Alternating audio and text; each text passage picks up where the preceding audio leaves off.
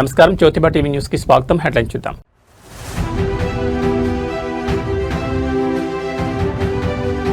AP విద్యాశాఖలో సరికొత్త చరిత్ర. 10th రిజల్ట్స్ లో ప్రభుత్వ పాఠశాల రికార్డు స్థాయి విన్యాసం.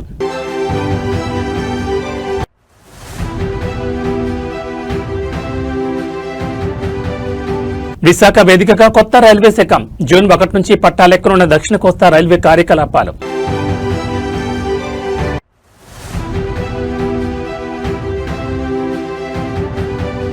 హన్మకొండలో ఫ్లెక్సీల వార్. మున్సిపల్ కార్యాలయం ముట్టడికి దిగిన బీఆర్ఎస్ శ్రేణులు.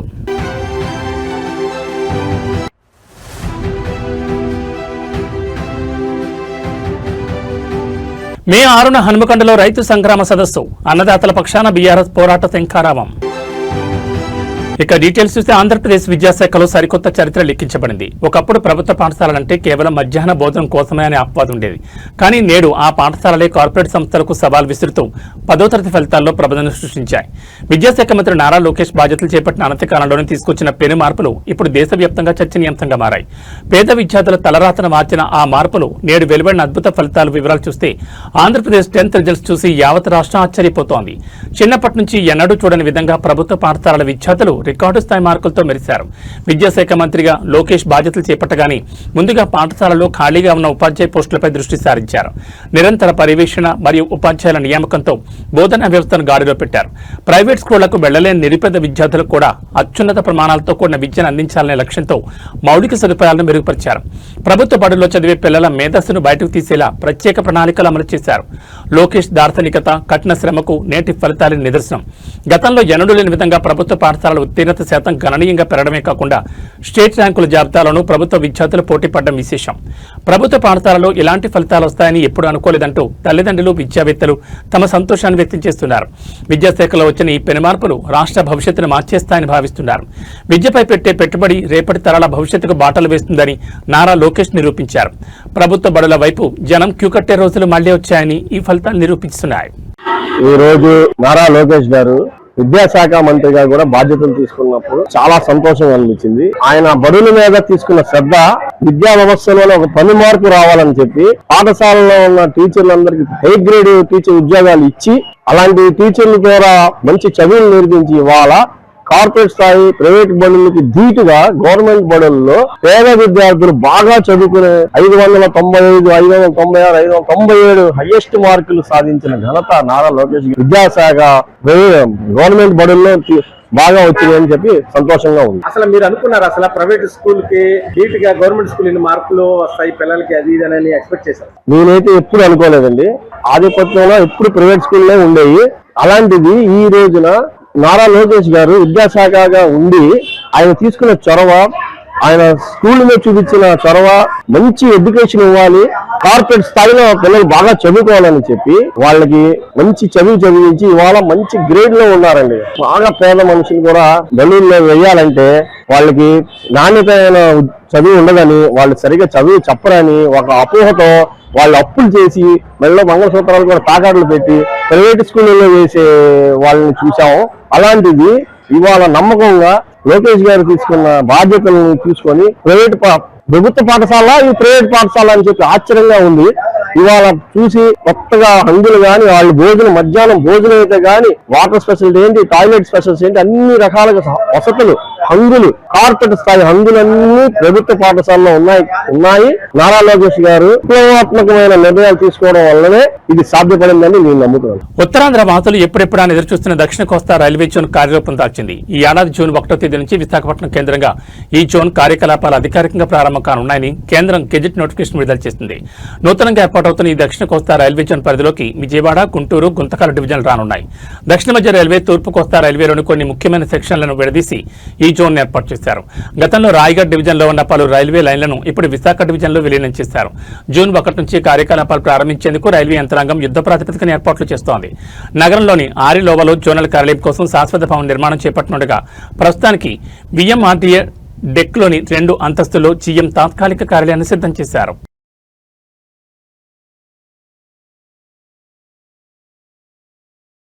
బోరుగల్లి గడ్డపై రాజకీయ సెగలు రాజుకున్నాయి. బీఆర్ఎస్ వర్కింగ్ ప్రెసిడెంట్ కేటీఆర్ పర్యటన నేపథ్యంలో వరంగల్ నగరం గులాబీమయమైంది. అయితే అధికార కాంగ్రెస్ ప్రభుత్వం బీఆర్ఎస్ ఫ్లెక్సీల తోరణాలను తొలగించడం ఇప్పుడు తీవ్ర ఉద్రిక్తతకు దారితీసింది. గులాబీ జెండా కనిపిస్తేనే రేవంత్ రెడ్డి సర్కార్ వణుకుతోందంటూ బీఆర్ఎస్ శ్రేణులు మున్సిపల్ కార్యాలయం ముట్టడించాయి. వరంగల్లో నిర్వహించి తలపెట్టిన బీఆర్ఎస్ రైతు సంగ్రామ సదస్సు రాజకీయంగా పెనుదుమారం రేపుతోంది. కేటీఆర్ పర్యటనను పురస్కరించుకుని బీఆర్ఎస్ నాయకులు నగరమంతటా భారీగా గులాబీ తోరణాలు, జెండాలను ఏర్పాటు చేశారు. అయితే మున్సిపల్ అధికారులు వాటిని తొలగించడంతో బీఆర్ఎస్ నేతలు అగ్గి మీద గుగ్గిలమవుతున్నారు. ప్రభుత్వ తీరును నిరసిస్తూ గ్రేటర్ వరంగల్ మున్సిపల్ కార్యాలయం ఎదుట బీఆర్ఎస్ శ్రేణులు భారీ ధర్నాకు దిగాయి. రేవంత్ సర్కార్కు వ్యతిరేకంగా నినాదాలు చేస్తూ మున్సిపల్ కార్యాలయం ఎదుట బైఠాయించాయి. రేవంత్ రెడ్డి ఎన్ని అడ్డంకులు సృష్టించినా, ఎన్ని జెండాలు పీకించినా వరంగల్ గడ్డపై కేసీఆర్ సైన్యం వెనక్కి తగ్గదని నాయకులు స్పష్టం చేశారు. రైతులు గోసన వినకుండా కేవలం రాజకీయ కక్ష సాధింపులకే ప్రభుత్వం పరిమితమైందని వారు విమర్శించారు.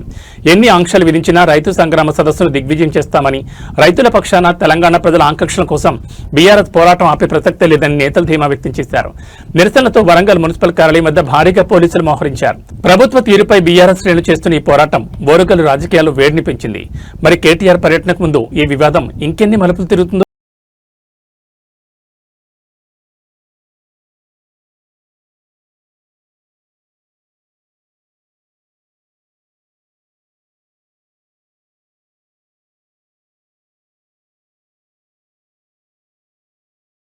చింపిన కాంగ్రెస్ నాయకులారా, రైతు సదస్సు విచ్చేస్తున్న కేటీఆర్ ఫ్లెక్సీలు, జెండాలు పీకుతున్న కాంగ్రెస్ నాయకులారా, commissioner down down, commissioner commissioner commissioner జై తెలంగాణ.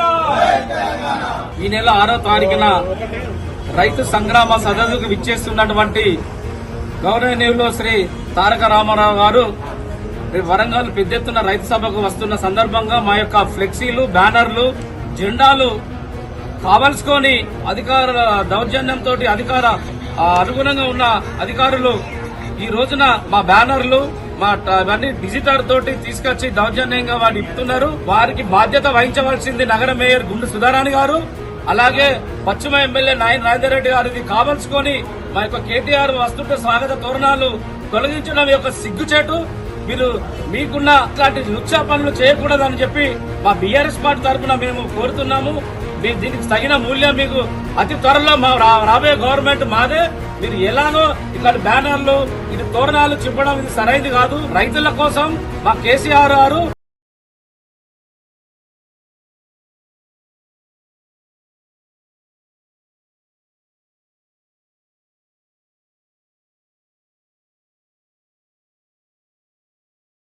వెంటనే ఇలాంటి చింపద్దని చెప్పి నేను కోరుకుంటూ జై తెలంగాణ, జై కేసీఆర్. తెలంగాణ అన్నదాతల సమస్యలపై పోరాటమే లక్ష్యంగా బీఆర్ఎస్ పార్టీ సిద్దమవుతోంది. మే 6వ తేదీన హన్మకొండలో నిర్వహించనున్న భారీ రైతు సంగ్రామ సదస్సుకు రంగం సిద్దమైంది. ఈ నేపథ్యంలో సదస్సు విజయవంతం కోసం చేపట్టిన ఏర్పాట్లపై పార్టీ ముఖ్య నాయకులు మీడియా సమావేశం నిర్వహించారు. ప్రభుత్వ వైఫల్యాన్ని ఎండగట్టడమే ఈ సదస్సు ప్రధాన ఉద్దేశమని వారు స్పష్టం చేశారు. హన్మకొండ వేదికగా జరగనున్న రైతు సంగ్రామ సదస్సు ఏర్పాట్లను బీఆర్ఎస్ నాయకులు క్షేత్రస్థాయిలో పర్యవేక్షిస్తున్నారు. మే 6న జరగనున్న ఈ సభకు ఉమ్మడి వరంగల్ జిల్లా నుంచే కాకుండా రాష్ట్ర వ్యాప్తంగా రైతులు తరలిరానున్నారని నాయకులు తెలిపారు. సదస్సు కోసం భారీ ఏర్పాట్లు పూర్తి చేసినట్లు వెల్లడించారు. రైతు రుణమాఫీ, పంట పెట్టుబడి సాయం మరియు మద్దతు ధర విషయంలో కాంగ్రెస్ ప్రభుత్వం అవలంబిస్తున్న తీరును ఈ సదస్సు ద్వారా ఎండగట్టనున్నట్లు నాయకులు పేర్కొన్నారు. బీఆర్ఎస్ వర్కింగ్ ప్రెసిడెంట్ కేటీఆర్ ఈ సదస్సుకు ముఖ్య అతిథిగా హాజరై రైతులకు పార్టీ అందించబోయే భరోసాపై దిశానిర్దేశం చేయనున్నారు. ప్రభుత్వ ఆంక్షలను లెక్క చేయకుండా రైతు పక్షాన్ని నిలబడేందుకు ప్రతి కార్యకర్త సదస్సుకు తరలిరావాలని నేతలు పిలుపునిచ్చారు.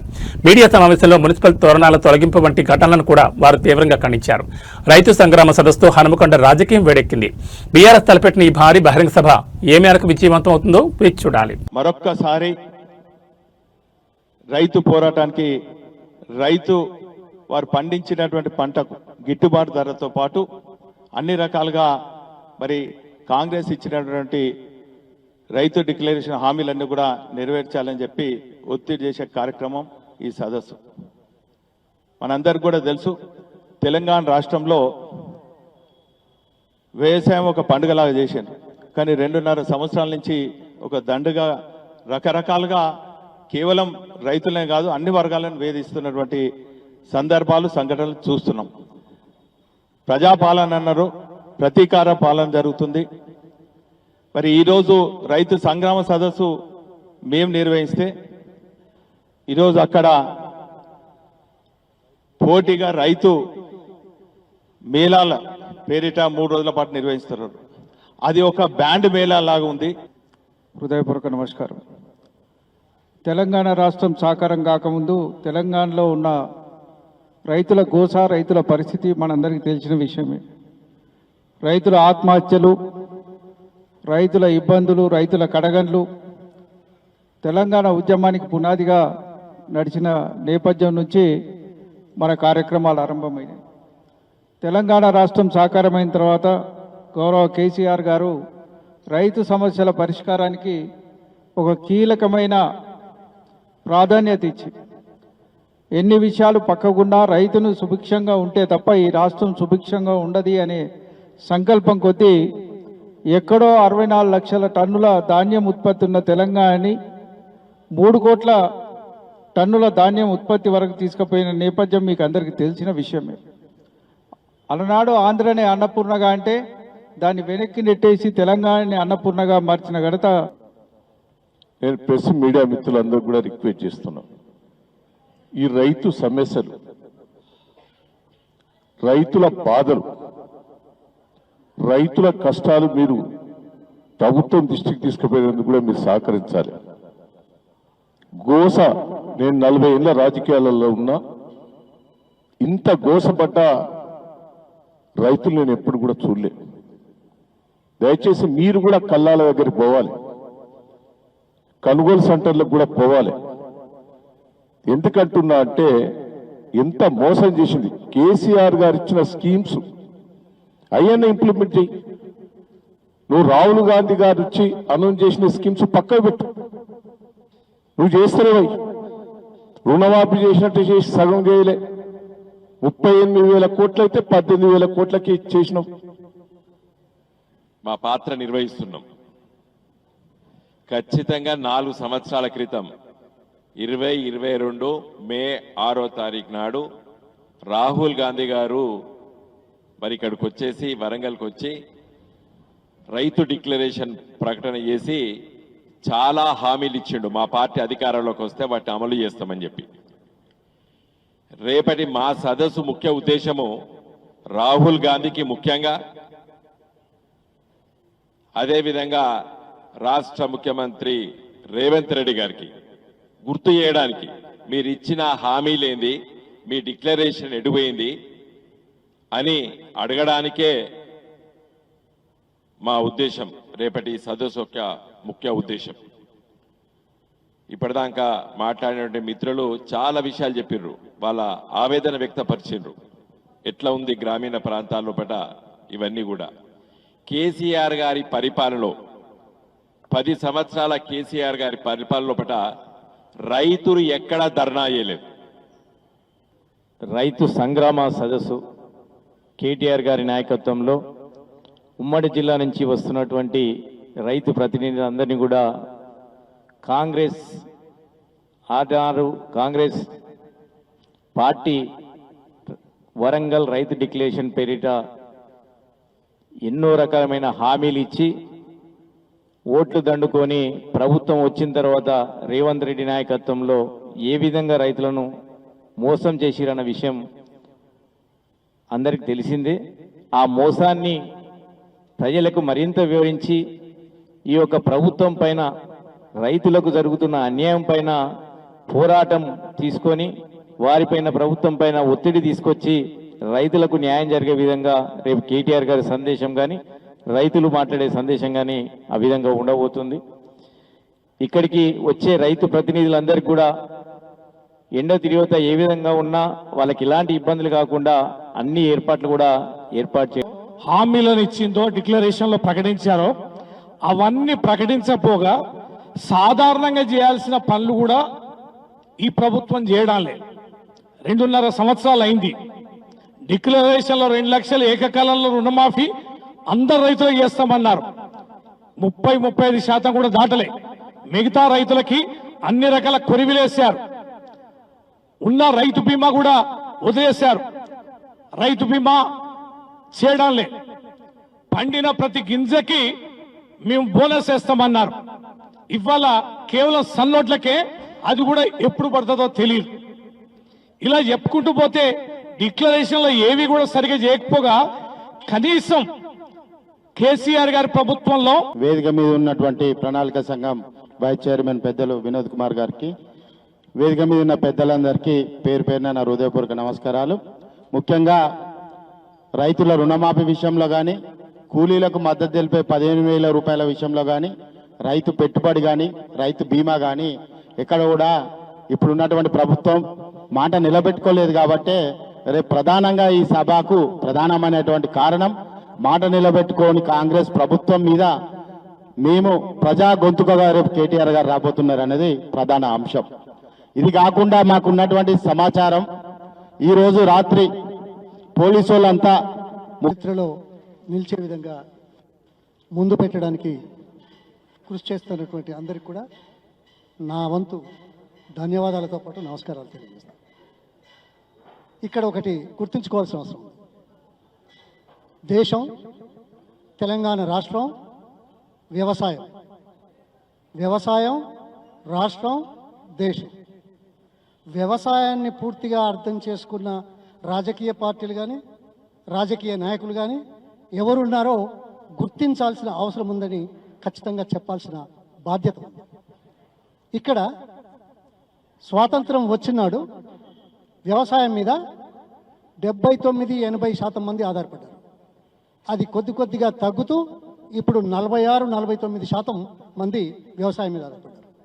వ్యవసాయం మీద ఇంతమంది ఆధారపడితే దేశం యొక్క అభివృద్ధి కానీ, సమాజం యొక్క అభివృద్ధి కానీ, ప్రజల యొక్క తమిళనాడు రాజకీయాల్లో టీవీకే పార్టీ సృష్టించిన ప్రభంజనంపై దేశవ్యాప్తంగా చర్చ జరుగుతోంది.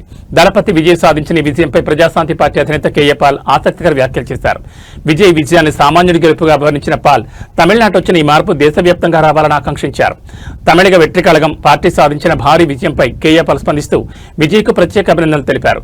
తమిళనాడులో క్రైస్తవ మైనార్టీలు మరియు యువత మార్పును కోరుకుంటున్నారని, అందుకే విజయ్కు బ్రహ్మరథం పట్టారని పాల్ పేర్కొన్నారు. ముఖ్యంగా తమిళ యువత విజయ్ నాయకత్వాన్ని బలంగా నమ్మిందని ఆయన విశ్లేషించారు. అవినీతి నాయకులను రాజకీయాల నుంచి తరిమికొట్టే సమయం ఆసన్నమైందని పాల్ వ్యాఖ్యానించారు. విజయ్ వంటి కొత్త తరం నాయకులు అధికారంలోకి రావడం ద్వారానే స్వచ్ఛమైన పాలన సాధ్యమవుతుందని ఆయన అభిప్రాయపడ్డారు. కేవలం తమిళనాడుకే పరిమితం కాకుండా దేశవ్యాప్తంగా ఇలాంటి రాజకీయ మార్పు రావాలని కోరుకుంటున్నట్లు పాల్ తెలిపారు. కాబోయే ముఖ్యమంత్రిగా విజయ్ తమిళ ప్రజల ఆకాంక్షలను నెరవేరుస్తారని ఆశాభావం వ్యక్తం చేశారు. తమిళనాట విజయ్ గెలుపును తనదైన శైలిలో స్వాగతించిన కేఏ పాల్ రాబోయే రోజుల్లో తాను కూడా ఇలాంటి మార్పు కోసమే పోరాడతానని సంకేతాలు ఇచ్చారు. ఏదేమైనా పాల్ చేసిన వ్యాఖ్యలు ఇప్పుడు సోషల్ మీడియాలో వైరల్ అవుతున్నాయి. I want to congratulate actor Vijay Joseph of Tamil Nadu, who won 106 out of 234 MLA seats and becoming the next chief minister.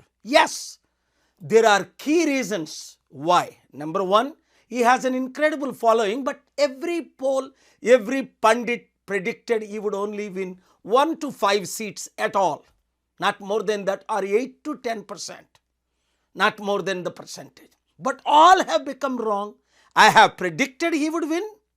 I prayed he would win. And I told my key coordinators he would win. Why? Number one, I met with Chief Minister Stalin 3 years ago. Told him how my plan is to do Global Peace Summit to bring billions of dollars and create lakhs of jobs. During my 90-minute meeting, he welcomed. And I told him, our Telugu chief ministers are not giving permission. Then we planned last year. We applied for the permission in December, but the permissions were denied.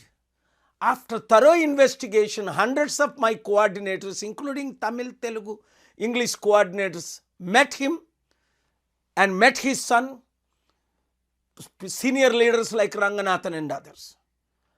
Shockingly, 1 week before I found out that Paul Dinakaran, who is related to his son Udayanidhi Dinakaran, Deputy CM, refused to give any permission to us.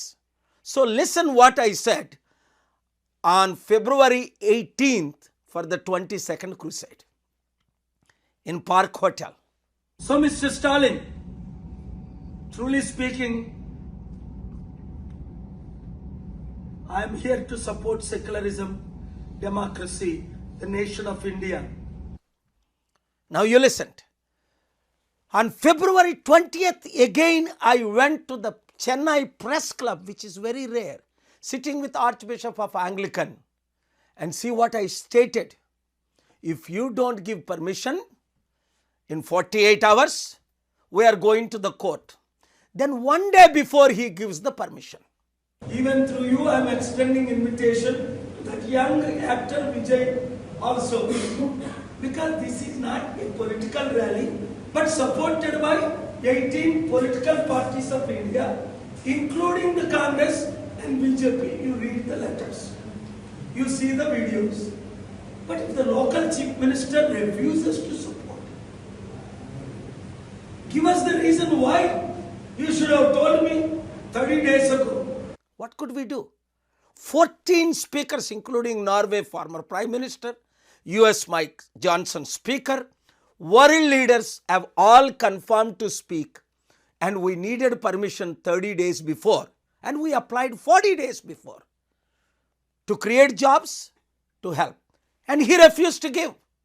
And then finally, you see what I said on the day, February 22nd, I said, Mr. Stalin, if you don't call tomorrow, if you don't change, you will become ex-chief minister, just like Jayalalitha became in 2004. Because if their heart is not changed after election, Mr. Stalin. Tamil Nadu ఎన్నికల ఫలితాలు భారత రాజకీయాల్లోని పెను సంచలనం రేపాయి. మొదటిసారి ఎన్నికల బరిలో దిగిన దళపతి విజయ్ నేతృత్వంలోని తమిళగ వెట్రి కళగం ఏకంగా 108 స్థానాలు కైవసం చేసుకుని రాష్ట్రంలోని అతిపెద్ద పార్టీగా అవతరించింది. అయితే సింహాసనాన్ని అధిష్ఠించేందుకు అవసరమైన మెజార్టీకి కేవలం అడుగు దూరంలో విజయ్ ఆగిపోయారు. ఈ క్రమంలో తదుపరి వ్యూహం ఏంటి? ఏ కూటమి మద్దతుతో ప్రభుత్వం ఏర్పాటు చేయబోతున్నారు? ఈ ఉత్కంఠకు తెరదించేందుకు నేడు విజయ్ తన పార్టీ ఎమ్మెల్యేలతో అత్యవసర భేటీ నిర్వహించనున్నారు. తమిళనాడు అసెంబ్లీలో మొత్తం 234 స్థానాలు ఉండగా మ్యాజిక్ ఫిగర్ 118కి చేరుకోవాలంటే విజయ్ పార్టీకి మరికొంత బలం అవసరం. ప్రస్తుతం టీవీకే 108 స్థానాల్లో విజయం సాధించి జెండా ఎగురవేసింది. ప్రభుత్వం ఏర్పాటు చేయాలంటే మరో 10 మంది ఎమ్మెల్యేల మద్దతు అనివార్యంగా మారింది. గెలిచిన ఎమ్మెల్యేలతో విజయ్ ఈ రోజు ముఖాముఖి చర్చించనున్నారు. ఎవరి మద్దతు తీసుకోవాలి, ఏ పార్టీతో పొత్తు పెట్టుకుంటే భవిష్యత్తులో ఇబ్బందులుండవు అనే అంశాలపై పార్టీ శ్రేణుల నుంచి అభిప్రాయాలు సేకరించనున్నారు. ఏ కూటమి నుంచి మద్దతు కూడగట్టాలనే విషయంపై ఇప్పుడు సర్వత్రా ఆసక్తి నెలకొంది. ఇండిపెండెంట్ ఎమ్మెల్యేల లేదా ఇతర చిన్న పార్టీల మద్దతు అనే కోణంలో చర్చలు జరుగుతున్నాయి. విజయ్ తీసుకునే నిర్ణయం తమిళనాడు రాజకీయ భవిష్యత్తు నిర్ణయించనుంది. తమిళ తంబిల ఆకాంక్షల మేరకు అధికార పీఠం దక్కించుకునేందుకు విజయ్ సిద్ధమవుతున్నారు. మరి కాసేపట్లో ప్రారంభం కానున్న ఈ భేటీ తర్వాత ప్రభుత్వం ఏర్పాటుపై క్లారిటీ వచ్చే అవకాశం ఉంది. దళపతి ముఖ్యమంత్రిగా ప్రమాణ స్వీకారం చేస్తారా, లేక కొత్త రాజకీయ సమీకరణాలు తెరపెత్తేస్తారా అన్నది వేచి చూడాలి.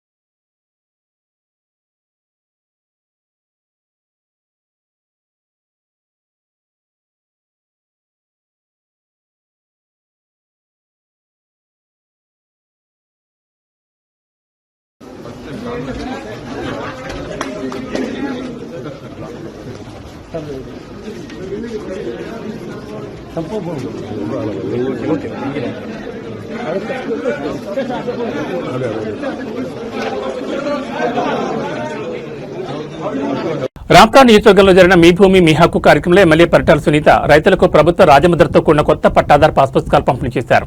ఈ సందర్భంగా మాట్లాడుతూ గత ప్రభుత్వంలో రైతుల భూముల విషయంలో జరిగిన ఇబ్బందులను ప్రస్తావిస్తూ సొంత భూమి పత్రాలపై జగన్ మోహన్ రెడ్డి తన ఫోటో వేయించుకోవడంపై మండిపడ్డారు.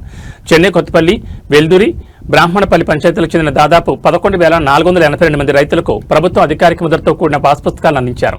అదేవిధంగా మహిళా సాధికారతకు పెద్దపీట వేస్తూ ఇన్ఫినిస్ చారిటబుల్ ఫౌండేషన్ సహకారంతో 500 మంది మహిళలకు 50% సబ్సిడీపై కుట్టు మిషన్లను అందజేశారు. నియోజకవర్గంలో మొత్తం 8,000 మంది మహిళలకు ఈ పథకాన్ని వర్తింపజేస్తున్నామని, విద్యార్థులకు సైకిల్ ఇచ్చేందుకు కూడా సంస్థ ముందుకొచ్చిందని వెల్లడించారు.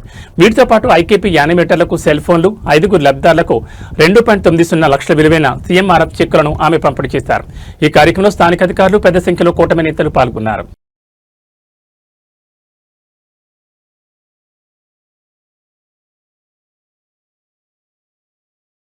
నటు నుంచి రాజకీయ నాయకుడిగా మారిన దళపతి విజయ్ తమిళనాడు రాజకీయాల్లో పెను సంచలనం సృష్టించారు. ఆయన స్థాపించిన తమిళగ వెట్రి కళగం పార్టీ తొలిసారి పోటీ చేసిన అసెంబ్లీ ఎన్నికల్లోని అద్భుతమైన ప్రదర్శన కనబర్చి అతిపెద్ద పార్టీగా అవతరించింది. మొత్తం 108 స్థానాలు గెలుచుకున్నప్పటికీ ప్రభుత్వ ఏర్పాటుకు అవసరమైన 118 స్థానాల మ్యాజిక్ ఫిగర్ కు కొద్ది దూరంలో నిలిచిపోయింది. దీంతో తమిళనాడులో హంగ్ అసెంబ్లీ ఏర్పడగా రాష్ట్ర రాజకీయ భవిష్యత్పై తీవ్ర ఉత్కంఠ నెలకొంది. ఈ రాజకీయ అనిశ్చితి నడుమ ప్రభుత్వ ఏర్పాటుకు విజయ్ చురుగ్గా పావులు కదుపుతున్నారు. అతిపెద్ద పార్టీగా అవతరించిన తమను ప్రభుత్వ ఏర్పాటుకు ఆహ్వానించాలని కోరుతూ ఆయన రాష్ట్ర గవర్నర్ రాజేంద్ర ఆర్లేకర్ కు లేఖ రాశారు. రాజ్భవన్ కు ఇమెయిల్ ద్వారా ఈ లేఖను పంపినట్లు సమాచారం. అసెంబ్లీలో 2 వారాల్లోగా తమ బలాన్ని నిరూపించుకుంటామని విజయ్ ఆ లేఖలో స్పష్టం చేసినట్టు తెలుస్తోంది. ఈ పరిణామం రాష్ట్ర రాజకీయాలను మరింత వేడెక్కించింది. తాజా ఎన్నికల ఫలితాల్లో అధికార డీఎంకే 59 స్థానాలతో 2వ స్థానానికి, ఏఐఏడీఎంకే 47 స్థానాలతో 3వ స్థానానికి పరిమితమయ్యాయి. ఈ నేపథ్యంలో కొత్త రాజకీయ సమీకరణాలు తెరపైకొస్తున్నాయి. డీఎంకేను అధికారానికి దూరం పెట్టేందుకు ఏఐఏడీఎంకే విజయ్కి మద్దతిస్తుందా, లేక కాంగ్రెస్ 5 ఇతర ప్రాంతీయ పార్టీలు స్వతంత్రతో కలిసి విజయ్ సర్కార్ ఏర్పాటు చేస్తారా అనే దానిపై ఊహాగానాలు మొదలయ్యాయి. ఇప్పటికే కాంగ్రెస్ నేతలు విజయ్తో టచ్లో ఉన్నారని, రాహుల్ గాంధీ సైతం ఆయనతో ఫోన్లో మాట్లాడినట్లు వార్తలు వస్తున్నాయి. దశాబ్దాలుగా తమిళనాడు రాజకీయాలను శాసించిన డీఎంకే, ఏఐఏడీఎంకేల ద్విముఖ పోరుకు విజయ్ పార్టీ అనూహ్యంగా తెరదించింది. గవర్నర్ నిర్ణయం, పొత్తుల చర్చల తర్వాతే తమిళనాడు రాజకీయ భవిష్యత్పై స్పష్టత రానుంది.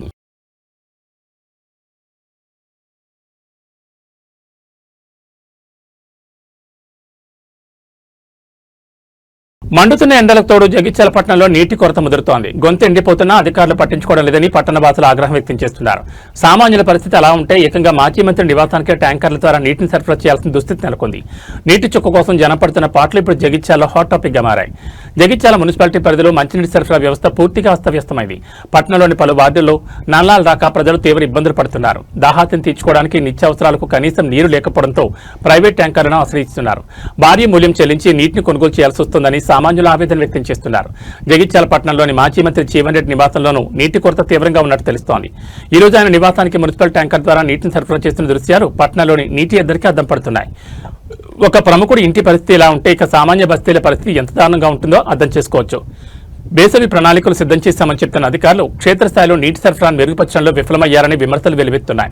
పైపులైన్ల మరమ్మతులు, పంపింగ్ సమస్యల వలన ఈ పరిస్థితి తలెత్తిందని స్థానికులు మండిపడుతున్నారు.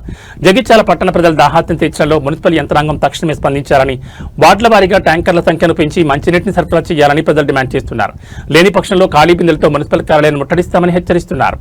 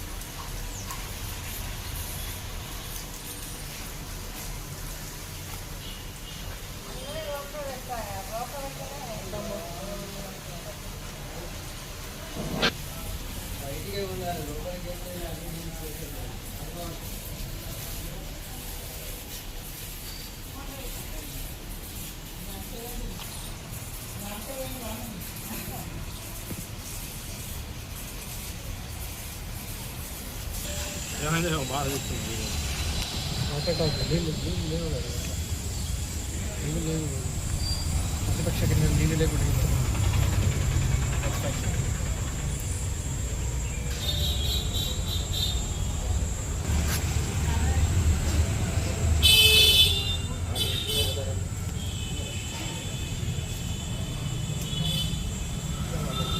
తెలంగాణ రాజకీయాల్లో అధికార కాంగ్రెస్ మరియు ప్రతిపక్ష బీఆర్ఎస్ నేతల మధ్య మాటల యుద్ధం ముదురుతోంది. ముఖ్యమంత్రి రేవంత్ రెడ్డిపై బీఆర్ఎస్ వర్కింగ్ ప్రెసిడెంట్ కేటీఆర్, మాజీ మంత్రి హరీష్ రావు చేస్తున్న విమర్శలకు కాంగ్రెస్ నేతలు గట్టిగా కౌంటర్ ఇస్తున్నారు. ఈ క్రమంలో ప్రభుత్వ విప్ అడ్లూరు లక్ష్మణ్ కుమార్ బీఆర్ఎస్ అగ్రనేతలపై తీవ్రస్థాయిలో విరుచుపడ్డారు. నిజమైన పాపాల భైరవులు వాళ్లే అంటూ ఆయన చేసిన వ్యాఖ్యలు ఇప్పుడు రాజకీయ వర్గాల్లో చర్చనీయాంశంగా మారాయి. ప్రభుత్వ విప్ అడ్లూరు లక్ష్మణ్ కుమార్ మీడియాతో మాట్లాడుతూ కేటీఆర్, హరీష్ రావుల తీరుపై నిప్పులు చెరిగారు. కేటీఆర్, హరీష్ రావు నోటుకొచ్చినట్లు మాట్లాడుతున్నారని, అధికారంలో లేమన్న ఫ్రస్ట్రేషన్లో ఏవేవో వ్యాఖ్యలు చేస్తున్నారని అడ్లూరు మండిపడ్డారు. తెలంగాణను 10 ఏళ్ల పాటు దోచుకున్న అసలైన పాపాల భైరవులు బీఆర్ఎస్ నేతలేనని ఆయన ధ్వజమెత్తారు. మేమే రాజులం, మేమే మంత్రులం అన్నట్లుగా వారి వ్యవహార శైలి ఉందని విమర్శించారు. ప్రజాబలంతో ముఖ్యమంత్రి రేవంత్ రెడ్డిపై బీఆర్ఎస్ నేతలు చేస్తున్న అనుచిత వ్యాఖ్యలు దారుణమని, ఇది ప్రజాస్వామ్యాన్ని అవమానించడమేనని ఆయన పేర్కొన్నారు. ముఖ్యమంత్రిపై వ్యక్తిగత విమర్శలు చేయడం మానుకోవాలని, లేని పక్షంలో ప్రజలే బుద్ధి చెప్తారని హెచ్చరించారు. ఖబర్దార్, ఎక్కడైనా పద్ధతి మార్చుకోండంటూ బీఆర్ఎస్ నేతలకు అడ్లూరు స్ట్రాంగ్ వార్నింగ్ ఇచ్చారు. బీఆర్ఎస్ హయాంలో జరిగిన అవినీతిపై విచారణ జరుగుతుండటంతోనే ఆ పార్టీ నేతలు భయపడుతున్నారని అడ్లూరు లక్ష్మణ్ ఎద్దేవా చేశారు. రాష్ట్ర అభివృద్ధికి అడ్డంకులు సృష్టించడం మానుకోవాలని ఆయన హితో పలికారు. ప్రధాన ప్రతిపక్ష నాయకుడు 2014 నుంచి 18, 18 నుంచి 23 వరకు, డిసెంబర్ వరకు మేమే రాజులం, మేమే మంత్రులం అని బీఆర్ఎస్ పార్టీలో వర్కింగ్ ప్రెసిడెంట్ గా మాజీ మంత్రిగా కేటీఆర్ వచ్చి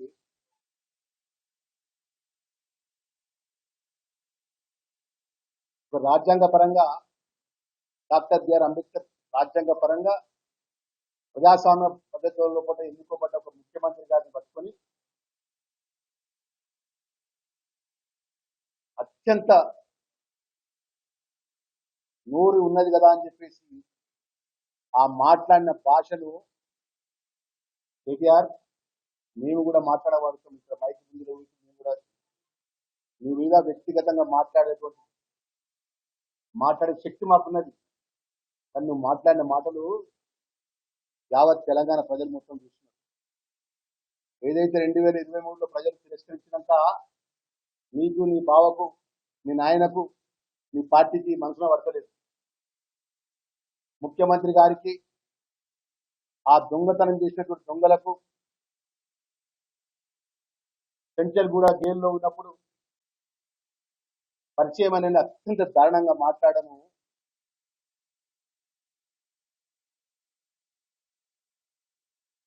తీవ్రంగా ఖండిస్తూ, నువ్వు అనుకుంటున్నావు నీ హయాంలో నువ్వు మాట్లాడుతున్నావు కదా, వేరే రాష్ట్రం నుంచి అంతర్జాతీయ దొంగలు వచ్చి ప్రొఫెషనల్ పరంగా జరిగినటువంటి సంఘటనకు చివరికి రాజ్యాంగ పరంగా ఏదైతే ఎన్నుకోబడ్డ ముఖ్యమంత్రిపై అతి నీచంగా మాట్లాడుతున్నావు. ఇంకా ఖబర్దార్, నాలుక దగ్గర పెట్టుకో. మేము కూడా మాట్లాడగలుగుతాం. మరి మేము ఒక మాట మాట్లాడతాం ఈ హయాంలో జరిగినటువంటి సంఘటన విషయంలో. ఆ రోజు ఫిబ్రవరి 2021 17వ తారీఖు రోజున మంత్రి నుంచి వస్తున్నటువంటి 2 అడ్వకేట్స్ ను అత్యంత దారుణంగా చంపిన దాంట్లో నీ పాత్ర ఉన్నదా? మరి నీ ప్రమేయం ఉన్నదా? మధుకరణ ఒక దళితుడి మంత్రిని దగ్గరలో ఒక దళితుడు అగ్రవర్ణ అమ్మాయిను మ్యారేజ్ చేసుకుంటే అత్యంత దారుణంగా చెప్పినట్టు సందర్భంలో కూడా కానీ అన్నదాతకు అగదాట్లు తప్పడం లేదు. ఆరుగాలం కష్టపడి పండించిన పంటను అమ్ముకుందామంటే కొనుగోలు కేంద్రాల్లో చుక్కెదురవుతోంది. కొనుగోలు కేంద్రాలు తెరిచి నెల రోజులు గడుస్తున్నా నేటికి కాంటాలు కాకపోవడంతో మహబూబాబాద్ జిల్లా నెల్లికుదురులో రైతులు రోడ్డెక్కారు. మళ్లీ వర్షాలొస్తే తమ పరిస్థితి ఏంటని ప్రశ్నిస్తూ ప్రధాన రహదారిపై బైఠాయించారు. మహబూబాబాద్ జిల్లా నెల్లికుదురు మండల కేంద్రంలో మొక్కజొన్న రైతుల నిరసన ఉవ్వెత్తనెగిసింది. తమ గోడు పట్టించుకోవడం లేదని ఆగ్రహిస్తూ రైతులు ఆందోళన దిగారు. నెల్లికుదురు మండల కేంద్రంలోని మహబూబాబాద్ తొర్రూరు ప్రధాన రహదారిపై రైతులు బైఠాయించారు. దీంతో కిలోమీటర్ల మేర వాహనాలు నిలిచిపోయి ప్రయాణికులు తీవ్ర ఇబ్బందులు పడ్డారు. కొనుగోలు కేంద్రాలు ప్రారంభించి నెల రోజులవుతున్నా అధికారుల పర్యవేక్షణ లేక కొనుగోలు నత్తనడకలు సాగుతున్నాయని రైతులు ఆవేదన వ్యక్తం చేస్తున్నారు. ఇప్పటికే కాంటాలు వేసినా సరుకును తరలించడంలో జాప్యం చేస్తున్నారని మండిపడుతున్నారు. ఆకాశం మేఘావృతమే ఉండడంతో మళ్లీ వర్షాలు కురిస్తే కళ్లాల్లో ఉన్న మొక్కజొన్న తడిసి ముద్దవుతుందని, తాము కోలుకోలేని విధంగా నష్టపోతామని రైతులు కన్నీరు పెడుతున్నారు. తక్షణమే కొనుగోలు పూర్తి చేసి తమను ఆదుకోవాలని డిమాండ్ చేస్తున్నారు. ధర్నా సమాచారం అందుకున్న పోలీసులు వెంటనే సంఘటనా స్థలానికి చేరుకున్నారు. రైతులకు సర్ది చెప్పి ట్రాఫిక్ ను క్రమబద్ధీకరించే ప్రయత్నం చేస్తున్నారు. సంబంధిత అధికారులతో మాట్లాడి సమస్యలు పరిష్కరిస్తామని హామీ ఇచ్చారు. రోడ్డు మీద ధర్నా చేసినప్పుడు అంతకుముందే 3 రోజులు జరుగు వాళ్ళు రానట సంతకాడికి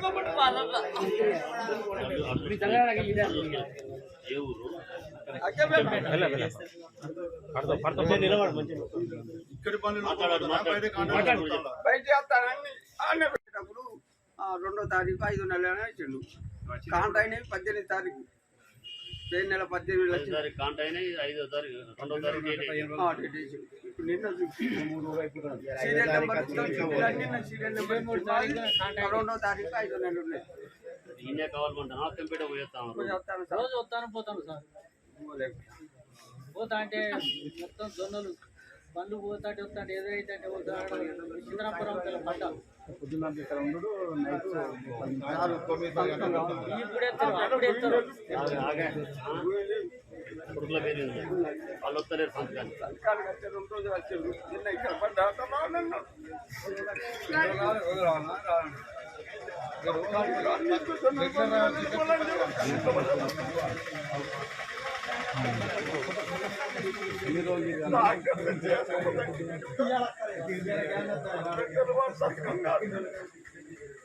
సంతకం పెడతారు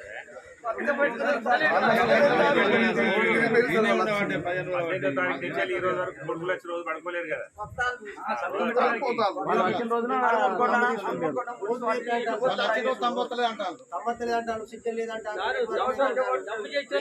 వాళ్ళ తరఫున దమ్ము చేస్తారు. నేను వచ్చారకు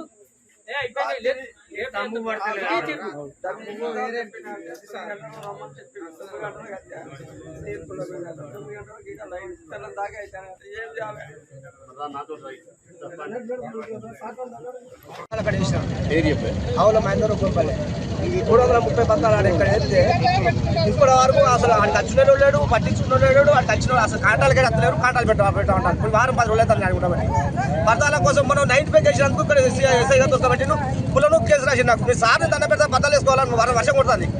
అట్లా కూడా ఏం లేదు. ఈ రైతులను గోసపుచ్చుకుంటారు వాళ్ళు. ఈ కాంటాలు పెడతలేరు. ఆ బట్టి మన సీసీ రోడ్ మట్టి రోడ్కి వేసినాయి కదా కాంటాలు అసలు పెట్టడం లేదు. వారం రోజులు అవుతుంది పట్టించుకున్న లేరు.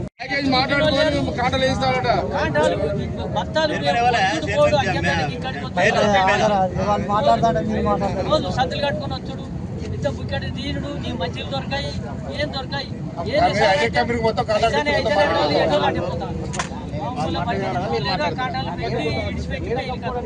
అమలు పైసలు ఇచ్చినాం, ఇచ్చిన పైసలు ఇచ్చినాం, అన్ని ఇచ్చినాం. లోపల లారీ రాదు, లోపల వేసుకోవాలి. 150 బత్తాలు తెచ్చినాడు పెట్టినా కాంట అవును లేదు, అది కాంట చేసుడు లేదు. ఏంటంటే రేపు ఎల్లుండి అంటాను, అది చేసుడు లేదు. ఏంటి అలాగేది బత్తాలు అవ్వటం లేదు. కాంటాలు అయినాయి బాబాయ్ సుద్దలు అవ్వటం లేదు.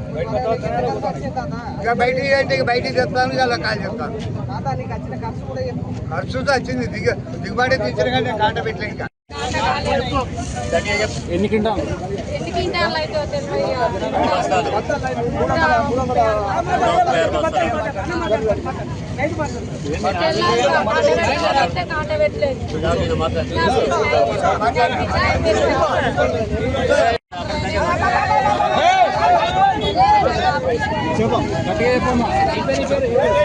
తెల్లార అప్లికేషన్ పోయినా కడుపులో పైపు కాంటాలు పెట్టింది.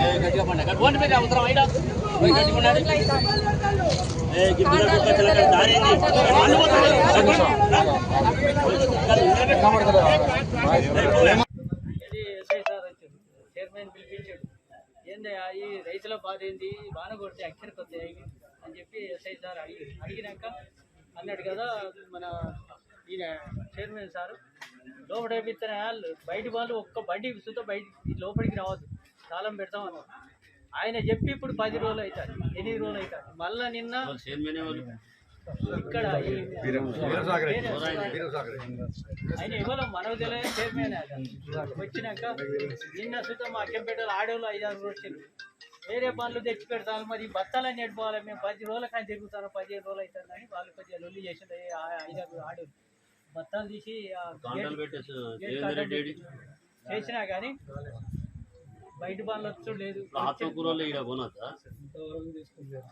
మెట్ గాలా 2026 వేదికపై రిలయన్స్ అధినేత ముఖేష్ అంబానీ ముద్దుల తనయ ఇషా అంబానీ తన అద్భుతమైన వస్త్రధారణతో భారతీయ కళలు సంస్కృతిని ప్రపంచానికి చాటి చెప్పారు. ప్రముఖ డిజైనర్ గౌరవ్ గుప్తా రూపొందించిన ప్రత్యేకమైన చీరకట్లో ఆమె మెరిసిపోయారు. ఈ చీరపై చేతితో చిత్రించిన పిచ్వాయ్ కళాఖండాలందరినీ ఆకట్టుకున్నాయి. రిలయన్స్ రీటైల్ సంస్థ స్వదేశ్ కు కళాకారులు స్వచ్ఛమైన బంగారు తీగలతో నేసిన అంచు ప్రత్యేక ఆకర్షణగా నిలిచింది. ముఖ్యంగా ఆమె ధరించిన బ్లౌజ్ 1800 క్యారెట్ల వజ్రాలు, ఎమరాల్డ్స్, పోల్కి నగలతో మెరిసిపోవడమే కాకుండా అందులో నిజాం నవాబుల నాటి అరుదైన సర్పేచ్ ఆభరణాన్ని చేర్చడం ఒక చారిత్రాత్మక స్పర్శనిచ్చింది. ఈ ఆభరణాలన్నీ తన తల్లి నీతా అంబానీ కలెక్షన్లోనివని ఇషా పేర్కొన్నారు. వీటితో పాటు సుబోధ్ గుప్తా రూపొందించిన క్రోచెట్ బ్యాగ్లో మామిడి పండును పట్టుకోవడం ప్రత్యేక ఆకర్షణగా నిలిచింది. సౌరవ్ గుప్తా పేపర్ ఇత్తడితో రూపొందించిన గజ్రాను తలలో అలంకరించుకోవడం ద్వారా ఆమె భారతీయ మూలాలను అద్భుతంగా ప్రతిబింబించారు. అంతకుముందు జరిగిన ఫ్రీ మెట్ గాలా పార్టీలో కూడా భారత్లోని 26 రకాల విభిన్న ప్రాంతీయ హస్తకళల బోర్డర్లతో రూపొందించిన డ్రెస్ను ధరించి ఆమె అందరినీ ఆశ్చర్యపరిచారు. గత 3 ఏళ్లుగా రాహుల్ మిశ్రా, అనామిక ఖన్నా వంటి భారతీయ డిజైనర్ల దుస్తులను ధరిస్తూ ఇషా అంబానీ అంతర్జాతీయ వేదికపై భారతీయ ఫ్యాషన్ కు బలమైన ప్రాతినిధ్యం వహిస్తున్నారు.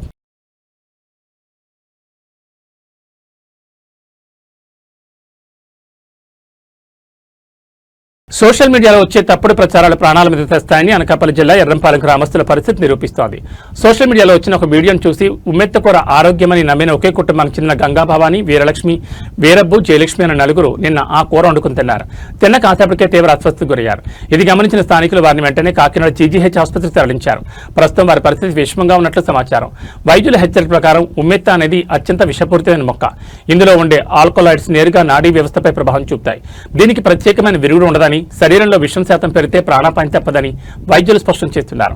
అమ్మవారి జాతర కోసం హైదరాబాద్ నుంచి సొంత ఊరికి వచ్చిన ఈ కుటుంబం ఇలాంటి చిన్న పొరపాటుతో ప్రాణాల మీద తెచ్చుకోవడం స్థానికులను కలిచివేస్తోంది. ఏమైనా ఆరోగ్య చిట్కాలు పాటించే ముందు అవి వాస్తవమో కాదో సరిచూసుకోవాలని, ముఖ్యంగా తెలియని మొక్కలను ఆహారంగా తీసుకోకూడదని ఈ ఘటన హెచ్చరిస్తోంది.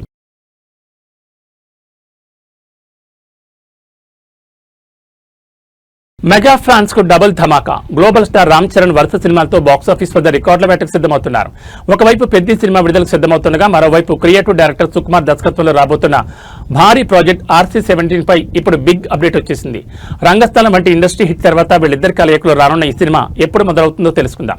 రామ్ చరణ్ ఇప్పటికే పెద్ద సినిమా షూటింగ్ పూర్తి చేసి జూన్ 4న విడుదలకు సిద్ధంగా ఉన్నారు. ఈ క్రమంలో ఆయన తదుపరి చిత్రం RC-17 పై మైత్రి మూవీ మేకర్స్ నిర్మాత చెర్రీ కీలక విషయాలు వెల్లడించారు. ఎంతో కాలంగా ఎదురుచూస్తున్న ఈ ప్రతిష్టాత్మక ప్రాజెక్టును జూలైలో పట్టాలెక్కించేందుకు చిత్ర యూనిట్ సన్నాహాలు చేస్తోంది. మైత్రి మూవీ మేకర్స్ సంస్థ ఈ చిత్రాన్ని అత్యంత భారీ బడ్జెట్తో నిర్మిస్తోంది.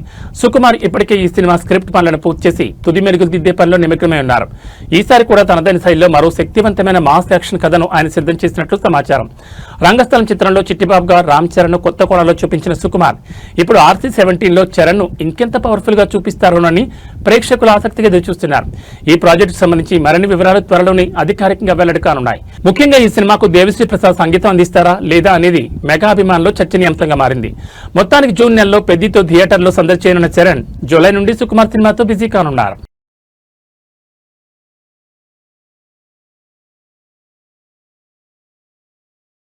ఏబీ బులెటిన్ విశేషాలు. నమస్కారం.